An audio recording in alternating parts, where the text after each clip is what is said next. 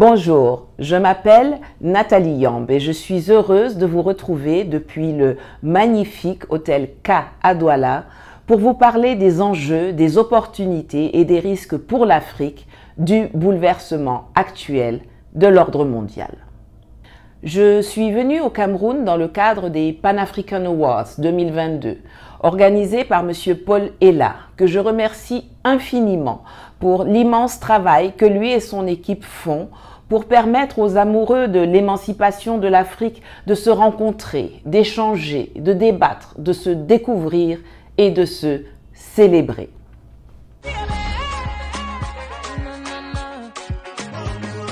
Les Pan African Awards sont de retour, l'incontournable événement panafricain qui célèbre l'Afrique et ses illustres représentants. J'ai eu 2 prises de parole lors de cet événement panafricain, avec des co-conférenciers de grande qualité comme le professeur Jean-Emmanuel Pondy, Jules Domché de Vox Africa ou notre hôte Paul Ella.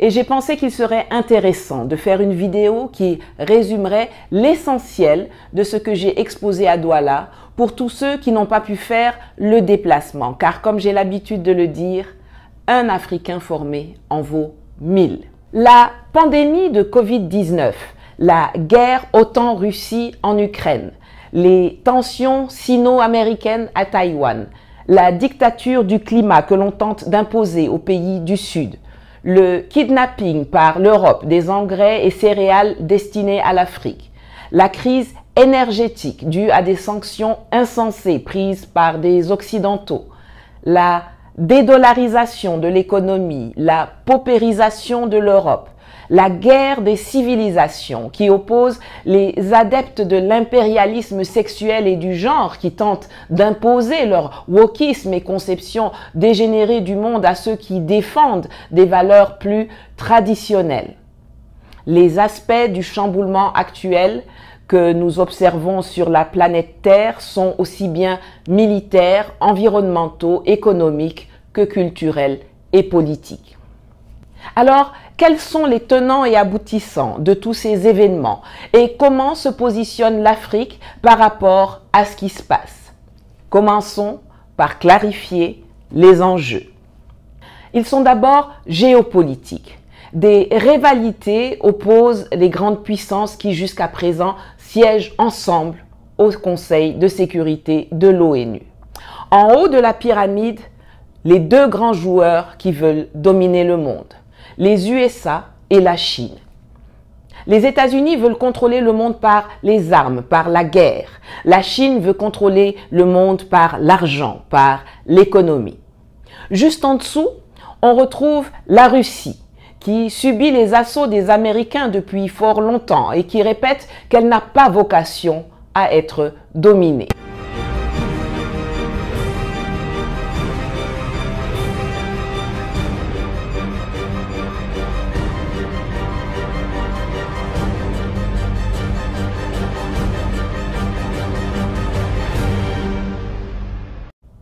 La Russie aujourd'hui a la nostalgie du partage du monde conclu par les accords de Yalta, signés en 1945, qui attribuaient aux vainqueurs de la Deuxième Guerre mondiale différentes zones d'influence dans le monde. Le 4 février 1945, alors que la Seconde Guerre mondiale fait rage, les puissances alliées se réunissent dans le plus grand secret à Yalta en Crimée pour une conférence au sommet. Le Premier ministre britannique Winston Churchill et le président américain Franklin Roosevelt, très affaiblis par la maladie, sont arrivés en avion depuis Malte accompagnés d'une délégation de 700 personnes. Ils sont reçus sur le tarmac de l'aérodrome par le ministre des Affaires étrangères russe Molotov. De son côté, Joseph Staline, le maître de l'Union soviétique, a directement rejoint la cité balnéaire par le train. Au palais Livadia, durant une semaine, les 3 grands vont négocier le sort de l'Allemagne et du Japon et préparer l'après-guerre. Au cours des 7 jours que dure la conférence, les points essentiels abordés sont l'occupation de l'Allemagne vaincue, la restauration de la Pologne, la mise sur pied d'une organisation des Nations Unies et l'entrée en guerre de l'Union soviétique contre le Japon. Le 11 février, la dernière séance est levée. Un communiqué de presse informe le monde qu'une conférence internationale s'est déroulée en Crimée. Dans la déclaration finale, Les trois grands réaffirment leur volonté d'une capitulation inconditionnelle de l'Allemagne et s'accordent sur son partage en 4 zones d'occupation. Les prétentions de l'Union soviétique sur la Pologne sont satisfaites en contrepartie de son adhésion au projet des Nations Unies et l'engagement d'intervenir contre le Japon après la capitulation allemande. La conférence de Yalta entérine les rapports de force établis sur le terrain. À Yalta, les puissances alliées consacrent de fait des zones d'influence et le glacis territorial et politique qui conduiront à la guerre froide. Dans cette optique, la Russie ne vient en Afrique que dans le cadre de son combat avec l'Occident. Elle ne vient pas ici parce qu'elle nous aime particulièrement. Elle vient d'une part parce que les autres signataires de Yalta ont empiété sur son précaré et qu'elle veut leur rendre la monnaie de leurs pièces. Et elle vient d'autre part dans l'optique d'augmenter son bargaining power lorsqu'il s'agira de s'asseoir à la table de négociation pour mettre fin au conflit. La Russie va forcément négocier son retrait de l'Afrique contre quelque chose. On ne sait pas quoi, mais une chose est certaine, la négociation entre les grands joueurs aura lieu. En dessous, il y a la France. Évidemment absente de Yalta puisque seuls les vainqueurs de la guerre y étaient et que la France, alliée d'Adolf Hitler, n'a pas gagné la guerre, elle joue sa survie. Sans l'Afrique, la France est finie. La Russie n'a pas besoin de matières premières africaines, elle en a à foison chez elle. Les USA aussi ont plein de ressources chez eux, du gaz, du pétrole, ça roule. On voit d'ailleurs actuellement que la crise énergétique ne les secoue pas comme elle secoue les Européens. La Chine aussi est bien pourvue et quand elle intervient dans le domaine des matières premières en Afrique, c'est plus souvent pour empêcher les autres d'y accéder que par un besoin viscéral. Les seuls qui n'ont rien, c'est les Français. Sans l'Afrique, la France, c'est la Grèce, c'est le Portugal. Et c'est dans cette ambiance que se tiennent des sommets France-Afrique, Chine-Afrique, États-Unis-Afrique, Royaume-Uni-Afrique, Union européenne-Afrique, Russie-Afrique, qui démontrent pourtant que l'Afrique est un enjeu pour tout ce monde. L'Afrique, c'est une immensité territoriale, travestie dans la représentation cartographique. C'est la plus grosse réserve de matières premières et de ressources humaines du monde. C'est le plus gros potentiel de marché. L'Afrique devrait donc être en position de force puisqu'elle est convoitée par tous. Mais au lieu d'être courtisée comme une belle dame que tous rêvent de conquérir, elle est plutôt déchiquetée comme un vulgaire morceau de viande que les hyènes s'arrachent. Car il ne s'agit malheureusement pour eux pas de la faire éclore, mais plutôt de la maintenir dans le sous-développement tout en la soustrayant aux appétits des autres. Quand ils font leur sommet, comme celui qui vient de s'achever à Washington, ce n'est pas réellement aux laquais qui font office de chefs d'État africains qu'ils s'adressent, mais c'est entre eux, charognards, qu'il se passe des messages. On dirait malheureusement qu'il n'y a que les les dirigés africains qui ne comprennent pas qu'il y a urgence à se positionner par rapport à cela et à poser des actes importants dans l'épisode géopolitique dans lequel nous nous trouvons. Comment peut-on expliquer que les présidents africains se soient rendus à Washington sans avoir pris la peine de se réunir au préalable pour convenir d'une stratégie commune avant la rencontre? Soyons sérieux. Qu'est-ce que le Malawi ou le Gabon peuvent aller négocier devant les États-Unis? Quel poids ont nos pays pris individuellement? Quelle est la politique européenne, américaine, asiatique des États africains? À cause de leur absence totale de leadership, de vision et d'union, l'Afrique, comme à son habitude, s'est trompée d'enjeu, a raté les opportunités, n'a pas anticipé les risques et doit sans surprise en supporter de plein fouet les conséquences négatives. Mais cette fois, contrairement aux autres bouleversements de l'ordre mondial qui ont conduit à notre esclavage à travers la traite arabo-musulmane et occidentale, à notre colonisation, à nos indépendances factices, à notre érection en tiers-monde et à notre statut de mendiants congénitaux, demandeurs permanents d'aide depuis plus de 60 ans, si bien incarné par l'actuel président de l'Union africaine Macky Sall, des chances réelles existent pour que nous changions les perspectives.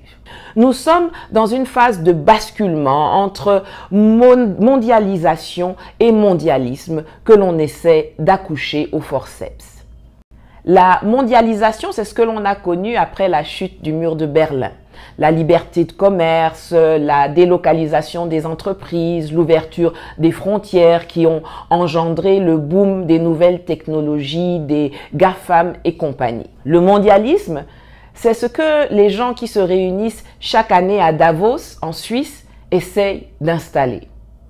Le gouvernement mondial, le pouvoir unique, que le très maléfique Klaus Schwab et tout son réseau de marionnettes nuisibles installées à la tête des États comme Emmanuel Macron en France, Justin Trudeau au Canada, Jacinda Ardern en Nouvelle-Zélande, les démocrates américains, etc., veulent imposer au reste du monde. Cette phase de transition doit être utilisée par nos décideurs pour nous échapper. La gestion de Covid-19 était une opportunité en or pour shifter vers le recentrage sur soi, pour inscrire le sceau de la souveraineté et de l'autonomie sur nos politiques économiques, sanitaires, agricoles, culturelles, éducatives, monétaires. Je l'ai démontré, ni les États-Unis, ni la Chine, ni la Russie, ni la France avec l'Europe n'ont un véritable souci du développement de l'Afrique. Les seuls qui peuvent et doivent se préoccuper du développement de l'Afrique, ce sont les Africains eux-mêmes. Or, toute personne se souciant de l'Afrique doit tout d'abord se poser la question du financement de son développement, car celui-ci coûte très cher. L'un des freins au développement de l'économie africaine est l'épineux problème de la disponibilité des financements. Pourtant, l'Afrique dispose d'un énorme potentiel en ressources naturelles. Ce potentiel reste sous-exploité ou alors son exploitation n'intègre pas la transformation sur place qui est susceptible de générer de la valeur ajoutée et de la richesse sur le continent. L'Afrique ne représente qu'une portion congrue des ressources financières en circulation dans le monde. Son accès à ces ressources se fait à des taux prohibitifs et parfois des conditions restrictives de souveraineté de nos États. L'Afrique reste trop dépendante de l'aide publique au développement qui semble ne plus correspondre à nos besoins. Est-ce que l'Afrique, qui possède plus de la moitié des matières premières de la planète, va continuer de les vendre aux conditions actuelles, c'est-à-dire à des prix fixés par les autres, avec des accords léonins, où nous, propriétaires des ressources, avons une part de 10%, tandis que les autres ont 90%?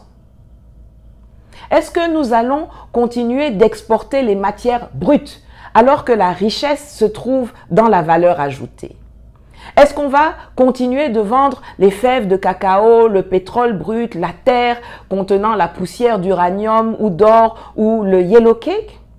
Nos matières premières doivent être transformées ici, chez nous, utilisées et consommées ici par nous, pour contribuer à notre développement. Et seuls les surplus qui n'ont pas été absorbés par le marché local, et par marché local, j'entends le marché national, mais aussi régional et continental africain, seuls ces surplus doivent être exportés. Il est essentiel de bien poser les problèmes pour arriver aux bonnes solutions. Or, actuellement, la plupart de nos politiques ne le font pas. Beaucoup de nos pseudo-intellectuels et économistes ne le font pas. Et c'est parce qu'une immense partie de ceux qui devraient s'atteler à cette tâche sont défaillants que les gens de l'extérieur peuvent venir tenter d'embrouiller les populations africaines en dénigrant les porteurs de vérité que nous sommes, avec Kémi Séba, Mamadou Koulibaly, Guy Marius Sagna, Franklin Nyamsi, Farida Nabourema, Tanoum Lele, Paul Ella, Aminata Traoré, Banda Kani, Julius Malema, Ousmane Sonko, Alpha Blondy, etc. La guerre d'information et d'influence bat son plein et ce n'est pas à vous que je vais l'apprendre. J'en suis l'incarnation, moi qui ai été expulsée de Côte d'Ivoire pour avoir dit la vérité lors d'un de ces sommets et qui vient d'être interdite d'entrée et de séjour en France pour vous parler depuis mon salon. Les médias français et occidentaux nous présentent comme des agents de la Russie, comme si un Africain n'était pas suffisamment intelligent et humain pour penser par et pour lui-même. Ce narratif est diffamant, raciste et méprisant. Je répète, diffamant, raciste et méprisant. Les États étrangers se sont dotés de moyens de communication dédiés à leur propagande et à défendre leurs intérêts chez nous. RFI, France 24, AFP, Le Monde, Libération, Vieille France-Afrique, Jeune Afrique pour la France, TV5 et Arte pour l'Europe, BBC pour l'Angleterre, CNN et Voice of America pour les États-Unis, Deutsche Welle pour l'Allemagne, Sputnik et Russia Today pour la Russie, Radio Chine Internationale, CGTN et Xinhua pour la Chine, Anadolu et TRT pour la Turquie. Pas plus tard que ce matin, je découvre un article qui regurgite toutes les accusations rocambolesques et jamais prouvées à l'endroit de Kémi et moi sur le site d'un sombre média américain. Une petite recherche et hop, on découvre que Coda Story est financé aussi bien par le gouvernement américain que l'Union européenne et l'OTAN. Comme eux reçoivent des sacs de cash pour soutenir les lignes de leurs donneurs d'ordre, ils pensent qu'il en est de même pour tous. Mes camarades et moi, nous déchirons le voile du mensonge et de l'hypocrisie qui ont été les fondamentaux des relations internationales depuis trop longtemps. Nous éveillons les consciences, nous ouvrons les yeux, nous changeons le narratif et la mentalité non seulement des Africains du continent et de la diaspora, mais également des peuples ailleurs. Mais que font les États africains pour épauler les combattants en première ligne que nous sommes? Qui avons-nous? Un organe comme Afrique Média est financé en sous-main par 2 ou 3 chefs d'État africains, là où les autres sont officiellement rattachés au ministère des Affaires étrangères ou subventionnés par les gouvernements concernés. Mesdames, messieurs, dans vos palais, vos ministères, vos hémicycles, vos entreprises, vos amphis, la lutte s'assume et les combattants doivent être soutenus.